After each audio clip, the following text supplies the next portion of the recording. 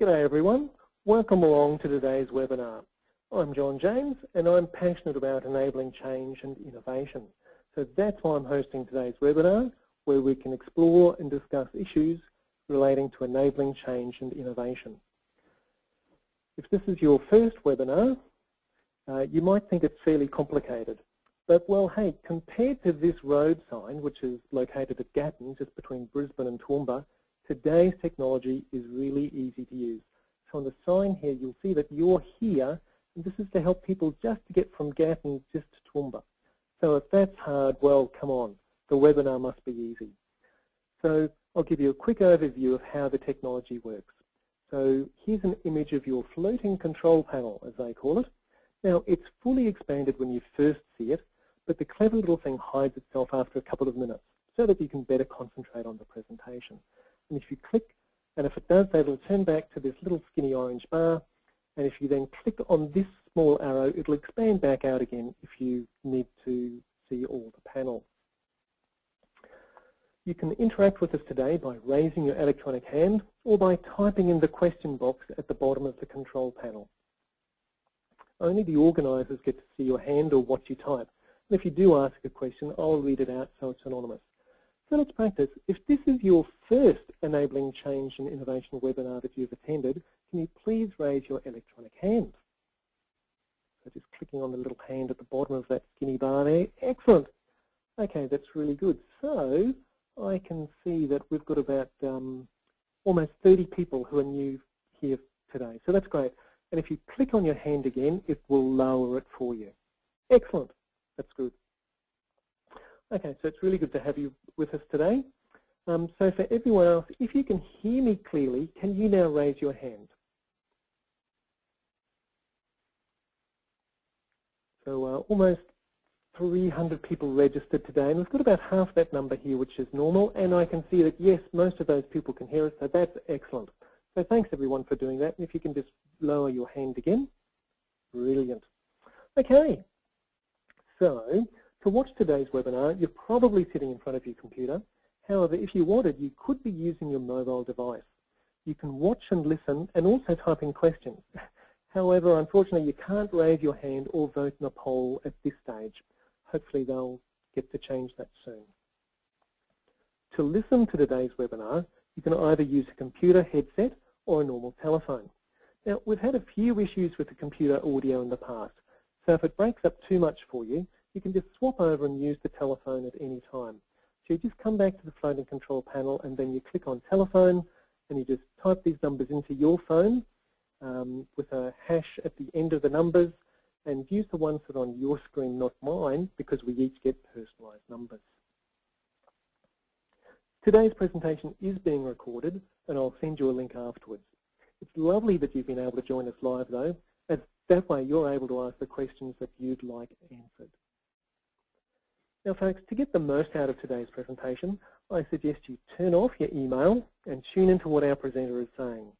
Take notes as we go along and ask questions as they come to mind by typing them into the question panel. The presentation today is broken into 3 sections and we'll pause for questions at the end of each section. So it's great to have so many people here with us, but I'm curious to know where people are from. So in a moment, a poll will magically display on your screen, and can you please indicate where you are normally located? There we go. So just click to the left of the location. I normally try to do this so as to have a good grouping of people. So I've split Australia into 2 bits there, and I've also included New Zealand and Canada and some other overseas countries, as I'm aware that we'll often get people coming in from overseas. Okay, that's great folks. I can see that most people have now voted, so I'll close that off now and I will share the results with you.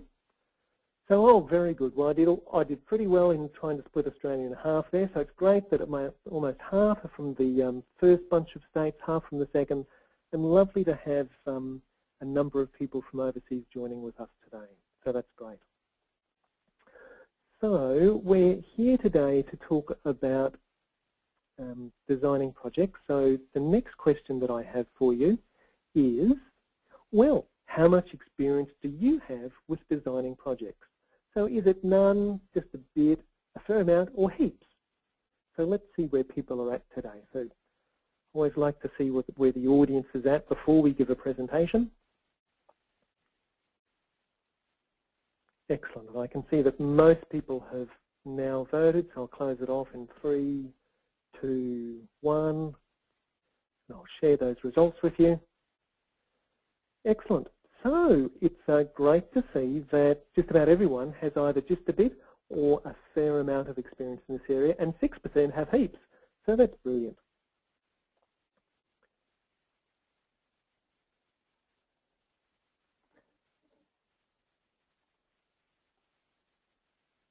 Okay. So again, I'll just get things happening in the background so that our presenter can get her slide set ready. Great. Okay. So, ladies and gentlemen, thanks for tuning into this Enabling Change and Innovation webinar. In just a moment, we'll be hearing from today's guest presenter, who is a grazing systems specialist with the Department of Environment and Primary Industries at Benalla in Northern Victoria. She currently leads the national project called EverGraze, which is the largest project in the Future Farm Industries CRC, or Cooperative Research Centre. Since 2003, the EverGraze team has been designing, testing and implementing farming systems for the high rainfall zone of southern Australia. They aim to increase the profitability of livestock enterprises while at the same time improving management of environmental issues such as salinity and ground cover. So ladies and gentlemen, it gives me great pleasure to welcome along Kate Sargent to share with us today about designing projects for practice change and measuring impact. Thanks for joining us today, Kate. Over to you. Thanks, John. I was quite interested in the stats as they were coming up on the screen. It's great to have quite a variety of people on board. So today I am going to cover some of the lessons that we've learnt from the National EverGraze project. I've been involved in EverGraze since around 2006, and just for the last 3 years I've been leading the project in its final phase. So we've certainly come on quite a journey with this project over the years. So the focus is about designing projects and achieving practice change, and importantly how we can achieve impact through our projects, and also quantifying those impacts through measurement. And so I'm really using EverGraze as a case study in some of the experiences we've had, and I'm interested in some of the questions and shared experiences as well. So I'll get going. All right, we're away. So, excuse me, just who's pausing screen sharing? Is that normal, John? No, well, it's common for something like that to happen. So say no for pausing, and try clicking on the presentation and using the arrow keys on the keyboard, and it should move forward for you. Okay. Well, is it moving for you? So that's fine. I'll no, keep going. I'm still seeing the title slide actually. Oh, you are? Oh, okay. Hang on. And then it's a lovely title slide. I can't believe we've got so many organisations involved and all their logos at the bottom there. Yes, okay. So suggestions on how I fix it, because I can move forward and you can't. No, that's right. So if it's saying it's pausing, oh yes, there we go. So I'm now seeing your PowerPoint presentation, yes, and so if you go back to slide view, yep, that's right. Great, and then try moving forward. We're right now? Yes, oh great, yes, we're now seeing the EverGraze story. Well done. Technical issues. Okay, so we'll get going. A little bit about EverGraze. So the project started out with some ambitious goals. As John said, we aim to significantly improve profit while at the same time managing risk and also achieving some environmental objectives such as improved ground cover and reduced groundwater recharge. And so we're focusing here on livestock enterprises, and those profitability goals were quite significant, up to 50%. The approach was to design and test and deliver systems which were based on perennial pastures. And the project boasts some fairly significant achievements in that regard in terms of engagement of more than 14,000 farmers and public and private advisors and scientists, achieving practice change on more than 4,500 farms, and importantly, demonstrating and quantifying the profit and NRM, so natural resource management, and risk management benefits of those changes. So I guess that's why I'm here today, is to share some of the experiences as to how the project was designed to achieve those kinds of impacts. So in the first part of the presentation, just to give you a little bit of a roadmap for those that like it, I am going to cover some of the key ingredients for project design in EverGraze. So what did the project involve? And then move on to some of the how impact was measured and demonstrated. And finally, where we're currently at with packaging regionally relevant outputs combined with decision support tools and training to increase the extent of the impacts that we've achieved. So we're currently really on the home run to some of our outputs with EverGraze and pulling it all together. Okay, so just moving on to what's actually involved in EverGraze. It's a research, development and extension project, and it's important, I guess the first principle is that the integrated RD&E approach of EverGraze is one of its largest strengths. It was conducted across Southern Australia, and at its core we have 6 major replicated farm systems experiments, and they're represented here on this slide. So up in New South Wales we had Tamworth, Orange, Wagga Wagga, I'll stop using the mouth, Wagga, Albury Wodonga, and then across to Hamilton in southwest Victoria and Albany in Western Australia. And then each of those systems that were designed in each of those locations were based on a common principle. So that principle was the right plant put in the right place for the right purpose with the right management to achieve that simultaneous profit and natural resource management goal. And on each site, because they were systems experiments, so combining the plants with the animals and the timing of operations and the management with that, we were then able to measure the costs of the inputs and the production and income from the outputs of the system. So rather than what we define as a component experiment, which might be the development of a new species, we were actually testing how different technologies could be fitted together to achieve the goals. So in addition to these 6 major, what we called proof sites, we then had demonstration sites. And the demonstration sites loosely, or in some cases loosely, in some cases tightly, demonstrated the technologies that were being put together on our proof sites. And each of the demonstration sites had a farmer group that was asking the questions and learning from the outcomes. And these were conducted on real farms and putting the research into practice in local environments. So developing skills and confidence of the local producers to implement practices on their own farms. In addition to the demonstration sites, we also wrote up case studies. So some of these case studies were associated directly with our demonstration sites, but others were showing how lead farmers in their districts had actually put research into practice and in a local context. So something that might be tested over in Western Australia could be also implemented in southwest Victoria, and we could show through case studies how that can happen.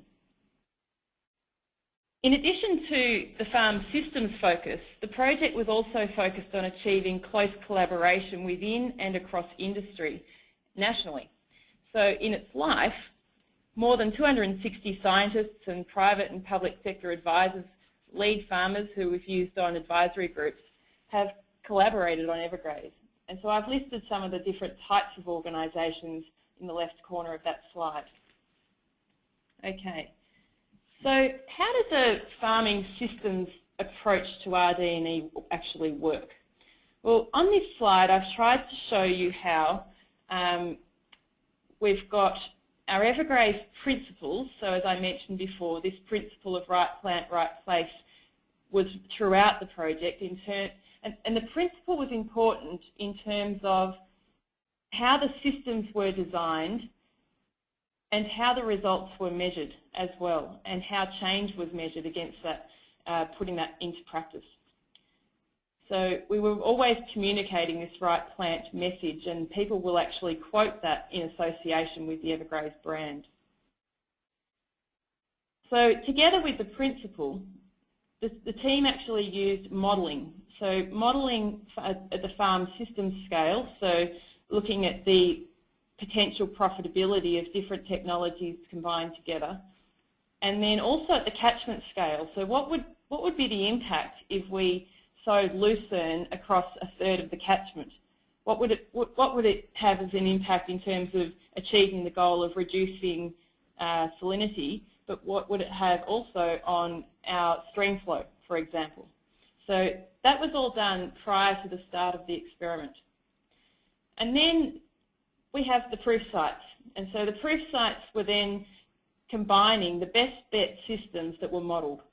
And those proof sites tested those innovations over a period of between 4 and 7 years. And in association with the proof sites, we had what we called our regional advisory groups. And so on the left-hand side there, you can see we've got our groups, and they played a critical role in all elements of the project in terms of the questions that were asked, how the systems were managed in a local context, and then also interpreting the results and making them relevant to farmers. And so in this last phase of the project, the regional groups have actually played a really critical role in the interpretation and communication of our results and how they can play out on farm. They're also now playing a really critical role in terms of asking questions to dig deeper into the research results with further modelling. And so, for example, what would happen if we used a different lambing time in these systems? Or what would happen if we ran this system under a different lot of climate scenarios over the next 40 years? And so those sorts of results are then adding to the story. Up in the top corner here, we've got our demonstration sites. And so similar to the regional groups, the demonstration sites are really adding that local context and evidence and building capability as well. And so it is going both ways. Over to the left-hand side, we've got our component research. So alongside the farm systems research, which we're testing and combining known technology to form systems that we're going to achieve the profit and natural resource management outcomes, we're also developing new technologies, so such as using shelter hedgerow for increasing lamb survival and developing new species in the future farm industry CRC. This is the new Tedera species. And so those component technologies could then be inserted into the systems models, which were validated by our proof sites, to determine what their potential impact would be on a system in a range of environments. And then finally, down in the bottom right-hand corner there, we've got putting it all together with regional information packages, tools and training to help with on-farm decision making. And so I mentioned earlier that EverGraze has engaged over 14,000 people. Well, it's through those activities and training and the demonstration sites that they were able to achieve that. But also what's become increasingly important is combining all of these elements that you can see on this slide to form regionally relevant recommendations and put that into a context that a farmer can understand and use.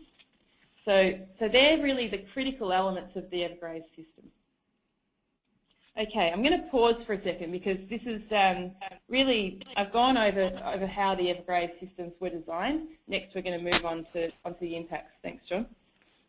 Great, thanks, Kate. So yes, we do have a few questions. So folks, if there's something you'd like to ask but haven't yet, just type in that little box down the bottom, submit it, and then I'll be able to read it out to Kate.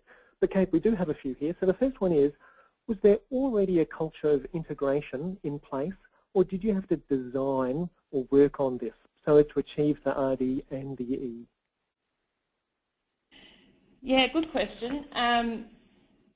I think it was always the intention to integrate RD&E in the EverGraze project, but it's certainly something that's grown and being built over time, and I think the importance of it and the emphasis of it has increased. And so certainly in the last few years, and something I'm going to talk about especially in the development of our regional packages in the last 12 months, we've actually developed a new culture of how development work needs to take place. So researchers working closer with our advisory groups, farmers and the extension officers, but also I think that's something that's developed over time as a strength in EverGraze. Okay, thanks Kate. The next question is, can you tell us more about the demonstration sites? Are they like the PDSs, so the producer demonstration sites that MLA fund? Yes, they're similar, but they actually take different forms across the project. And so we had 2 phases of demonstration sites. The first was started in 2007 and was funded mostly by AWI, and which is Australian Wool Innovation, and local catchment management authorities. And it was a very ad hoc approach with really a paddock scale demonstration, only measurements taken twice a year, and quite a varied approach, not too much integration across the project and connection with proof sites.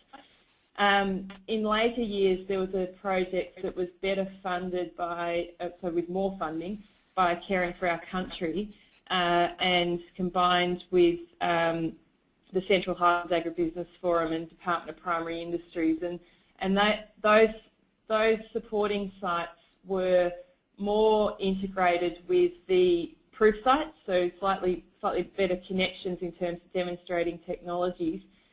They still had a range of different activities conducted around them, and so there was formal training as well as field days, as well as in many cases they were combined with a PDS from MLA, or they were combined with for example, a best bull, best lamb group. So very integrated with the network groups in other projects in these demonstration sites, and they really played a major role in providing focus for network groups, not necessarily directly engaged with or directly funded by EverGraze. Okay, thanks Kate. I notice a lot of people are asking questions about what I think is about to be covered, so just one last question, and that's, how many years has EverGraze been running? Well, it was first initiated in 2004, I think. There's a bit of a debate whether it's 2003 or 2004, but basically that's when the first lit reviews and modelling took place, within those first 2003-2004 years, and that was in association with the CRC for plant-based dryland salinity. Great, so about 10 years. Okay, that's Yeah. good. So how about you move to the next section of your presentation? Thanks, Kate. No worries. Thanks, John. Okay, so now we're going to talk a little bit about project design for targeting and reporting on impact. And this is something that has become a very big focus over the past 3 years in particular. And it was really initiated by the Future Farm Industries, CRC, with a process that they put all projects through called the Industry Use Plan. And the purpose of the Industry Use Plan was to form the connection between the development of research outputs and be able to track the adoption of those outputs and the use of those outputs to achieve change and eventually impact. And we were all asked to document in an industry use plan how that was going to happen in each project, and to connect the outputs that were being developed by what they called their component projects, such as the new species development, with the farming systems projects, such as EverGraze, which were pulling these components together to make sense of where they fit. So I'll just go through some of the really important concepts of the industry use plan and why it's been successful. So the first is that industry use plans have clearly defined impact targets. And so EverGraze had this in terms of how much extra wool, extra meat, reduced cost of production, and how, over what area to achieve the concurrent environmental benefits were we actually targeting. And what were those concurrent environmental benefits? So how we actually came up with the numbers was around previous research which demonstrated that those figures could be achieved. And so in some cases, given that these figures were were developed in the last 3 years of the project, not at the beginning. This is about the 16, for example, is approximately how much extra wool you can get from implementing a new grazing management system by increasing stocking rate by a certain percentage. And then the 64 is what you would actually get from approximately what you would get from. And so the range came from that grazing management and pasture establishment variation. Okay, so in addition to our clear impact targets, we also had what we called key result areas. And we chose to use 4 key result areas which targeted different audiences. So the first was about the producers, and it was about the producers consciously integrating practices developed or promoted by EverGraze into their whole of farm management. So rather than just specifically saying we want producers to change, we actually wanted them to understand what the potential impact of that change was, and we wanted them to be able to say how they've actually integrated that change into their management and used EverGraze to do it. The second was around the livestock industry and natural resource management advisors, and we knew that to be able to achieve the systems understanding we were targeting with producers, we would also need the livestock industry advisors to have the required capacity and use the outputs that EverGraze was developing to assist the producers to make decisions. And this is becoming more and more important as a focus as we have reduced government funding and higher reliance on private sector for delivery. So it's becoming an increasing focus in the project. The third key result area was about building capability of building capability of researchers. And it's interesting here, we've actually talked about reference and development of new ideas and capacity to conduct systems research and modelling. I can put a big tick on that just by the researchers who have been directly engaged in the project, but what we've actually started to see in terms of building capability of researchers in the past 12 months is their ability to form meaningful messages out of their research findings that can then be used on farm. And that's through the collaboration and development of key messages, which I'll talk about shortly. And then finally, we actively target our state agencies, our research development corporations, etc., to ensure that the legacy of EverGraze will live on through the product's extension material and their provision of the capacity to achieve practice change back through the service providers. So how does it all fit together? So thinking about those key result areas we were targeting, we then have a chain. And the chain is only as strong as the weakest link, so each needs to be focused on. So we've got the outputs from our research, which are documented in terms of our milestone reports, and that includes research papers, fact sheets, case studies, tools, the website, training programs we've developed, etc. Then we've got our EverGraze activities, and so the activities targeted the awareness, the knowledge development and practice change amongst each of those, particularly the producer and next user audiences. So field days, courses, network groups, staff training, demonstration site coordinators, research and research team meetings. So targeting the different audiences, but also through a range of mediums. And then, of course, we have to meet some engagement targets, changes in capacity, changes in practice, and our impact. And this is where the monitoring, evaluation and reporting framework came into play. So I'm going to take you through some of those things that we've done to measure that change. But in summary, the participation was measured through a database and client database in terms of the demographics. The activity feedback sheets were used, and a survey of participants, a phone survey, was used to determine changes in capacity. We're also using focus groups at the moment as we come to the end of the project. Activity feedback sheets plus the survey, as well as narratives, so short stories about producers implementing change, were really important to get the conscious integration and be able to demonstrate that farmers not only changed, but they had the understanding around that change. And then finally, the impact was demonstrated through the case studies and farm systems research and demonstration combined with the benchmarks. And so the demonstration sites of EverGraze have been critical, combined with the case studies, for being able to demonstrate the impact of the change, as well as some of the research findings being used, particularly in the environmental context. So just quickly on the types of things we use to record change. So when you're running a large project like EverGraze and across a number of different agencies, you need some way of getting people to log what they're doing in terms of participation and collecting evaluation. So this is a screenshot of a participation database where we get our team members, private and public. Our coordinators were about 20% DPI staff and the rest private, so we needed to have some sort of way of getting them to access this online.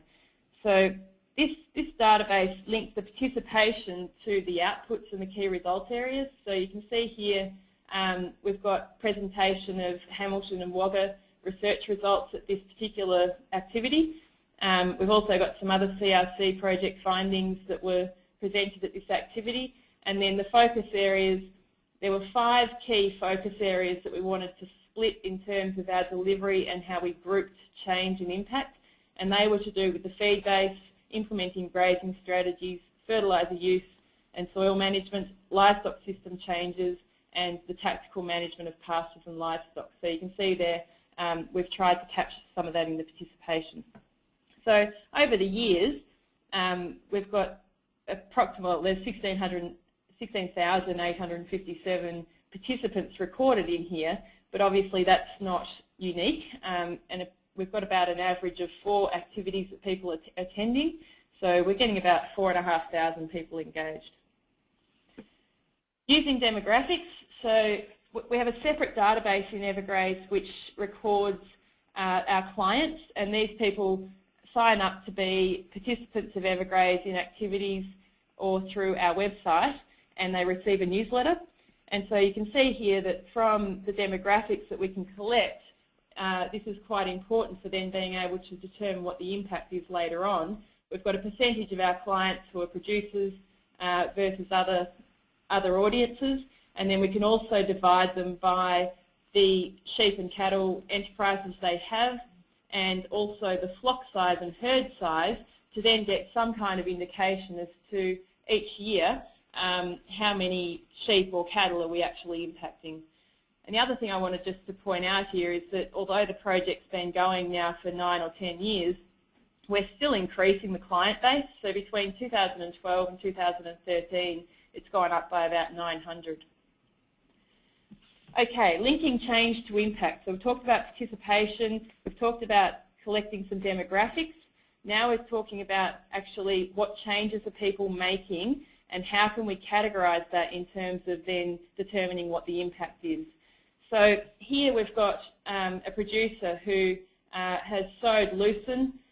They've done it over 50 hectares, and they've done it to increase the length of the growing season to finish lambs and maybe reduce waterlogging down slope.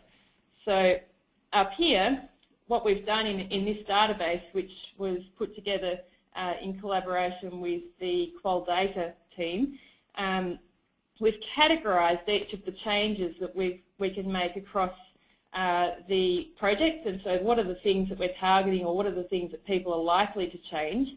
And we've collected this over, well, we've refined this over a number of years so that we sort of do know what changes they are making. And here we can say that they've sown a deep-rooted perennial legume, and lucerne is what they've sown. And we know that from our research that by sowing lucerne, they can reduce recharge by about 50% compared to having an annual pasture or a phalaris pasture in place. And we also know that by sowing lucerne, they can also extend the growing season. We've got some further evidence down here as to why they've done it in the first place. So we also know that this is over 50 hectares, so we can start to gauge approximately what the level of impact is going to be. So just that put together this is the kind of output that we have from those collecting that data. So how many have changed, what percentage in different practices, and then how many intend to change as well. And we can make some assumptions, which we're starting to collect some data around to verify at the moment. But in our impact reports, we've assumed approximately 70% of people will then follow through and do it. So the final outcome of putting all of that together is that, and this is just for our Caring for Our Country funded demonstration sites, over those 3 years we know that about 458 people changed the feed base, a total of 1,497 made changes, and we can say approximately what the hectares are, and then we can also say that from our demonstration sites, there was because of the data that we were collecting from our demonstration sites, we can say approximately what stocking rate increase they had from doing these different practices, such as a change in grazing management or feed base. And then that can then feed through to approximately how many kilos of lamb, wool, beef and wool from Prime Lamb Enterprises we can approximately attribute to the project. So I'll pause there again, John, to ask any questions and comments about the impact part of the project. Okay, great. Thanks, Kate. Yes, with over 100 people, we do have a large number of questions. So let me just, I'll answer the one that a number of people have asked. So the first one is, regarding the engagement process, you mentioned the database that you used a few times. So people wanting to know, was it an off-the-shelf product that you used to manage that? And if not, well, how did you manage all the data that you were collecting? The data, so the participation database and the client database were built into the EverGraze website in a members area. And so the participants could just log in, or the coordinators could log into that members area and enter their data. And then how we actually went about developing that was just in collaboration with the company that manages the website, so it was tailor-made, really. But they would have picked it off the shelf as the core components of it. Okay, good. So now just a few questions about your engagement process. How did you engage the grower groups? So did you invite existing groups to participate, or did you ask groups to form and then participate? It was mostly to the existing groups, and so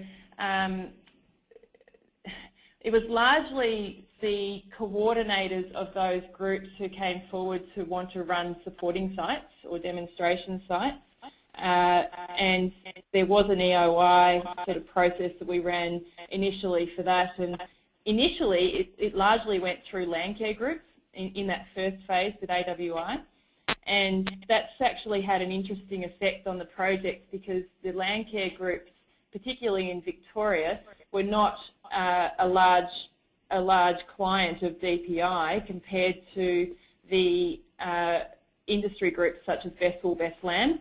And so it's actually broadened the type of client that we've been able to engage. And we've done some crossover engagement of our different databases, and it's shown that there's only about a 20% crossover between those that are on the EverGraze database compared to those that are on our other Best Wool and Better Beef databases. So that's been an interesting finding. But yeah, in terms of how did we go about it, it was an expression of interest, and then later on we got more interested in running in collaboration with producer demonstration sites as well as with Best Wool, Best Lamb and Better Beef groups, particularly in Victoria.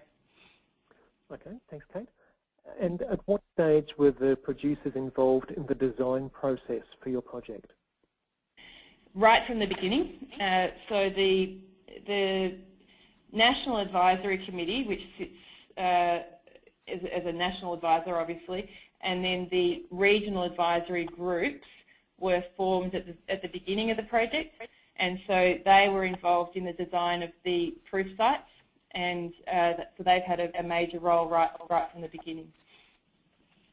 Great, okay, thank you. And just one final question.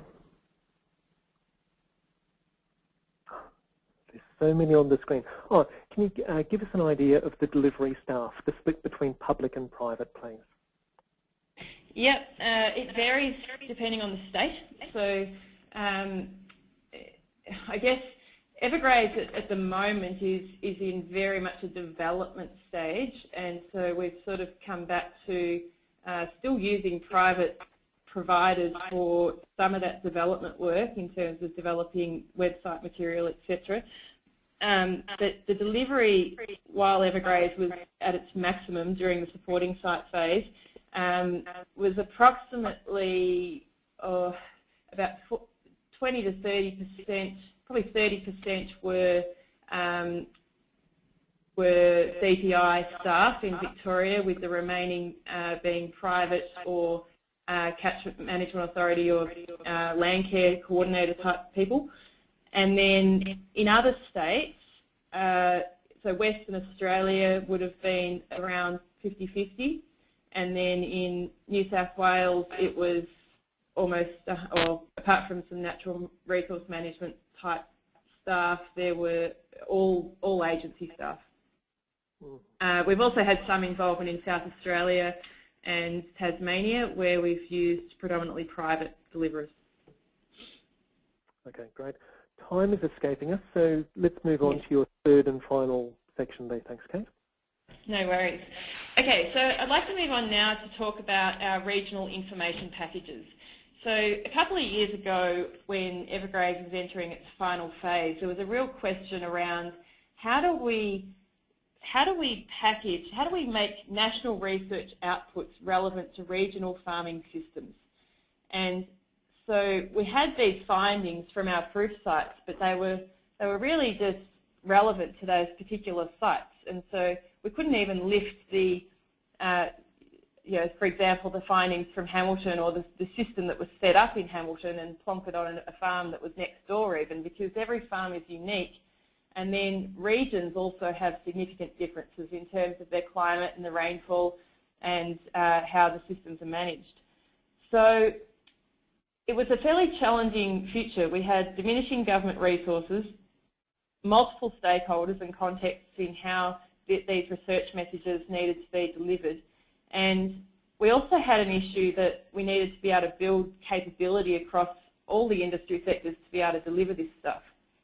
And so we came up with this idea that if we packaged the information and made it available on a website, then and combined all of the different elements of EverGraze in the development of that material as well as how we presented it, then we might actually be able to produce some regionally relevant information for farmers. So the regional packages website, which has only just been released earlier this month, combines the research with modelling and case studies, demonstration, tools and training to address regional issues. That's essentially the aim of what we're trying to do here. And we had to apply a discipline for the design and the content of what the regional packages do. So as I mentioned earlier, the important thing is that we had researchers working with our regional groups as advisors, connecting also to those groups that were involved in demonstration sites as well as those that weren't in our networks around the country, and across borders and across disciplines. So we're involved in this project. We've got a unique opportunity to collaborate to develop this information using a whole lot of range of skills and knowledge and producer input as well. But we also needed a project leader which would make the links between all of it, and that was me. So the discipline was that the content was aligned to the EverGraze principles. The whole farm message is delivered throughout the entire website. The content is supported by evidence. It's going to deliver for a multi-level audience, so it's got to cater for producers, whether they're the majority market or they're the lead producers. It's got to cater for our service providers who want to deliver information, and it's got to cater for researchers who are looking for new ideas and to link in their research with the existing information. So we have user-friendly, succinct documents, and then a layering effect for further detail.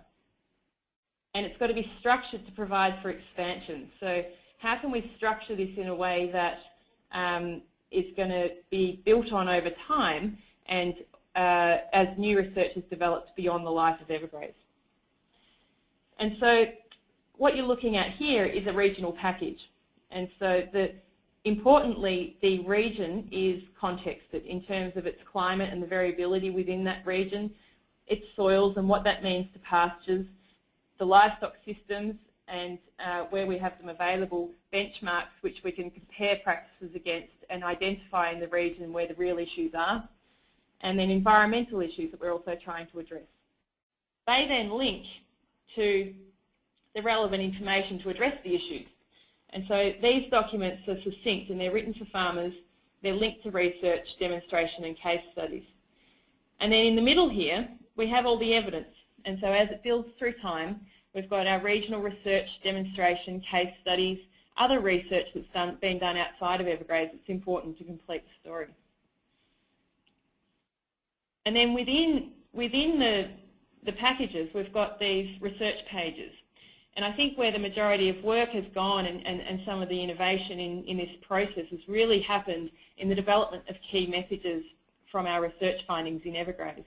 And so I had to really apply a discipline to our researchers and our regional groups and our extension officers to join together to follow this succinct or this set process for developing these documents. They had to address the issues, they had to say what was done in the context of if a farmer wanted to do it on their own farm, what was found in terms of quantifying the impacts, and then crunching the numbers. So behind every message is an economic analysis, and that's really what farmers are asking for. And then putting the research into practice in terms of what would the farmer have to do if they wanted to put this into practice on their own farm, and then linking to case study examples to actually show how it's done in a particular region. The further reading is actually important. I've listed it there because that's where we've actually been linking in with the research paper or the modelling report or obviously other fact sheets and information at a farmer level. And then finally, the on-farm options section is where we've got topic-based resources from across regions, and this provides information, but importantly, the how-to processes. How do I sow that perennial pasture, or how do I make a decision on what perennial to select? What farm systems considerations do I need to take into consideration? We also link this directly to training. So these on-farm options modules are essentially the manuals sitting behind training. And then we've got modules and scenarios for using decision support tools in here, and that all sort of links together and back into our research. So putting it all together, this slide, it looks complicated, and it probably is a little bit, but it really is, this is the EverGraze model for how we've gone about fitting together the different components of the project to achieve the impact. So over the left-hand side here, this is all the stuff we've talked about. We've got component projects, which is development of new species, etc., feeding into systems research and modelling. We've also got other research projects nationally, past and present. They feed into the systems research and modelling. And then that all feeds into development of information, and that's sitting on our website. So that combines the demonstration, modelling, research results, tools, training and case studies. Through that, we can identify gaps in research and do some more component research. And we've also got our regional groups who are scientists, extension officers, etc. They're feeding their advice into the development of tools, the systems research modelling and the training. And over here we've got our activities which are building capability, and they're addressing all audiences, so our producers as well as our service providers or next users. And we've got some demonstration and case studies. So the case studies and demonstration are critical for being able to quantify impact, and obviously for the farmers to see how it works in their local environments. Across the bottom, we've got how we report on delivery of outputs. feeding into measured awareness and CASA, so knowledge change, measured practice change, and measured impact. And that's basically how it all fits together. So we've talked about a few concepts. These are really the important things about the EverGraze approach and why it's been successful. We've used the whole of farm system approach, and so that's led to capability, so more informed decisions which are evidence-based. It's also been important as a means of measuring economic and environmental impact, and in terms of greater efficiency, so through higher impact and targeted investment in R&D, it applies a discipline. The high level of engagement of all industry segments through a range of different mediums and consistently over the long term, and I think it's also associated with a fairly well recognised brand, has been important for achieving change, and also that constant evidence-based information attached to that has been quite important. Continuum of RD&E have put there only as strong as the weakest link in the chain. So we've really been focused in this project on particularly that development space, which I think is something that's underestimated in terms of the resources that need to go into it, and then feeding that out to extension and capability building across all industry segments. And then lastly, the collaborative development of packages potentially might lead to a change in culture. It's already leading to a change in culture within the project team, and creating mindful outputs from R&D which cater for all audiences, ongoing evaluation of impact against a growing set of benchmarks, and it also seeks to play an increasing role with increasing reliance on private sector delivery. So I've just put there a list of further reading. Scott Glide and I have developed a paper which I'm presenting at the Grasslands Congress, which is very much focused on the types of concepts that I've delivered today. So that one will be available shortly. And there's another one which focuses on the EverGraze research side and modelling a little bit more, which is going to be delivered as a keynote at that conference by Angela Avery. And then the top two there are just web pages on our new website which are readily available, which discuss some of these concepts and the impact reports that I was talking about as well. So thanks very much, John.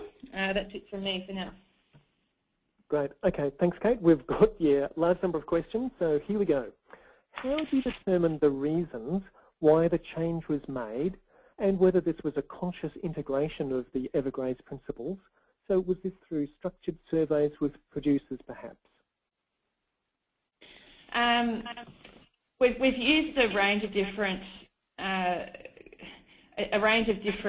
evaluation methods to determine that change, but the structured surveys, we've been able to measure change. So 3 years ago we conducted a survey which measured change across 3,500 farmers, but that didn't really get down to the conscious integration. What we've had to do to measure the conscious integration is collect narratives and case studies and do facilitated discussions with groups to be able to determine that conscious integration.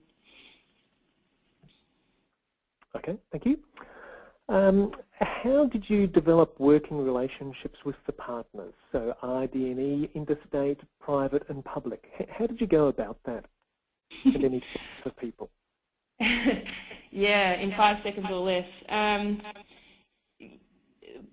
think it's facilitated in a way by, I think some of the most important relationships within the EverGraze project are within the EverGraze team, and so that has been developed through the years by actively engaging the team, as a national team. So we meet and we work collaboratively on various tasks, but it's not always easy either. And there are cultural differences between the different agencies and the different pressures that people get from other work within their agency that they have to respond to. And so So the dynamics of working that interagency relationships can be challenging at times. The private sector has been a culture that's emerged. I can talk within a Victorian context first about the use of private consultants and the relationship that we've developed with them to deliver on projects. It's no longer a competitive sort of relationship that we have between agency and private consultants, but more of a collaborative relationship. And that's something that's been developed through more than EverGraze. It's been developed through a number of different projects. And then over in Western Australia and South Australia, they've for a number of years relied heavily on private consultants, and so those relationships are developed, and it's through respect and just utilising those different people as partners rather than necessarily competing against them. So it's a hard question to answer in 2 minutes or less, but yeah. Sure. So, hope that helps. Given that the project's now coming towards an end, what do you think the likelihood of those groups continuing to work together is going to be, instead of falling back to an ad hoc approach? Well, by the groups, I guess there's two types of groups. There's the team type groups and the service providers. I think if the project ends and there wasn't something there to maintain those relationships and working relationships, I think they would, to a degree, divert back to working on whatever they're funded to do. I think there does actually need to be a national drive to work, and a project does that better than anything else, even within an organisation such as DPI or DEPI. We don't work closely with the research division and the extension division unless we have a project to work on together. And so I think that's been a really important thing in this project, that we've got a university and 3 government-funded organisations that are really working closely together because of that project that draws them together, and then across research and extension disciplines and across NRM and productivity disciplines as well. So I don't think that will necessarily be maintained unless there is some kind of project around it. The groups that were part of the project in terms of demonstration sites, etc., and the regional advisory groups, those demonstration site groups were largely part of other networks already, so Landcare or Best Wool Best Lamb or those types of projects, and so I don't think they will end, and they haven't ended, even though we've ended the supporting sites a year ago. And so they're being maintained. The advisory groups, we're about to do a final evaluation with the advisory groups, a focused evaluation, and I'll find out whether they want to maintain their relationships with each other. But I think, judging from feedback I have had, that they come together around this project, and unless they have something else specific that they've got to be an advisory group on, then they will stop at the end of the project. Okay, great. Okay, thanks for answering all those questions. There's a bunch more, but I'll encourage people to come to our blog or to email you afterwards in regards to those. So yeah, look, Kate, thank you so much. You've covered a lot of territory in your presentation, and thank you for taking the time and effort to prepare that for us. No worries, thank you. Thanks everyone for participating. Now folks, instead of this webinar being a flash-in-the-pan type activity, please pop over to our blog so that we can continue the discussion afterwards. So that's where I'll put a recording of today's presentation together with all the slides so that you can see those afterwards. And I'll do that within the next day or so, and I'll send you each an email with a link to that.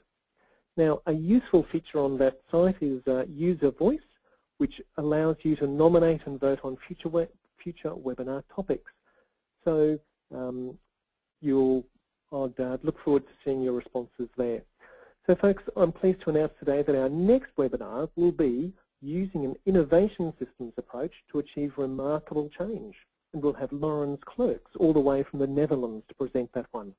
And that's being held on Thursday the 19th of September, but I'll send you a promotional email closer to the time.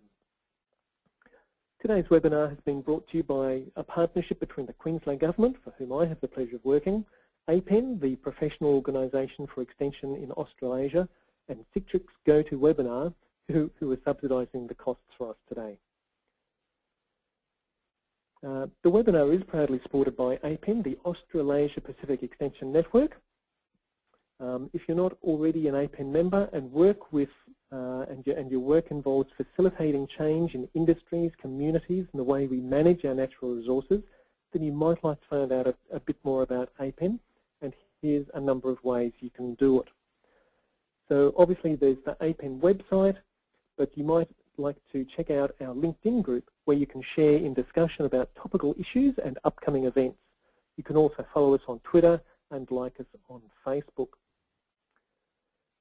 Finally, I hope to see many of you at APEN's conference next week in Christchurch, New Zealand. The theme is Transformative Change, and all the details are on the APEN website. It'll be a perfect opportunity for you to share your experience of working with people to bring about change and learn from others in a wide range of industry and community settings. Our webinar partner, Citrix GoToWebinar, which we use today to power this webinar, are offering a free trial of their product at a discounted subscription. All you have to do is tick the appropriate boxes in the follow-up survey that you'll receive in the next day or so. This will be waiting to read your responses. And of course, if you ask for a free trial, don't forget to give us your contact details. Once you've completed the survey, I've asked the monkeys to swing you over to the user voice site, so that way you can nominate and vote on future topics. So folks, that's all for today. I'd like to thank Kate again for her presentation, and a big thank you to all of our attendees for coming along today and interacting with us. I'll look forward to seeing your comments and ideas over on the blog. Wishing you all the best until we meet again. Hooroo for now.